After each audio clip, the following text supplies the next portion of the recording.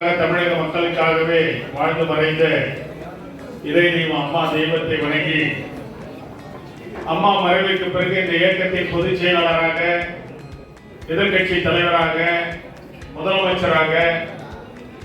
வருங்கால முதலமைச்சராக இந்த நாடாளுமன்ற தேர்தலுக்கு பிறகு வர இருக்கின்ற நாம் எல்லாம் இன்றைக்கு தலைவராக ஏற்றுக்கொண்டு நமக்கெல்லாம் ஒரு நல்வழி காட்டக்கூடிய தலைவர், காலமெல்லாம் இந்த இயக்கத்திலே புரட்சி தலைவர் எம்ஜிஆருக்காக, புரட்சி தலைவி அம்மாவுக்காக, இப்போது எடப்பாடியாருக்காக, இந்த இயக்கத்திற்காக நம்ம எல்லாம் காத்து வருகின்ற புரட்சி தமிழர் அண்ணன் எடப்பாடியார் அவர்கள் ஆசி பெற்ற ஸ்ரீபெரும்புதூர் நாடாளுமன்ற தொகுதி வேட்பாளர் அன்பு தம்பி டாக்டர் பிரவீன்குமார் அவர்களை ஆதரித்து, பிரேம்குமார் அவர்களை ஆதரித்து 6 தொகுதிகளைச் சேர்ந்த கழக நிர்வாகி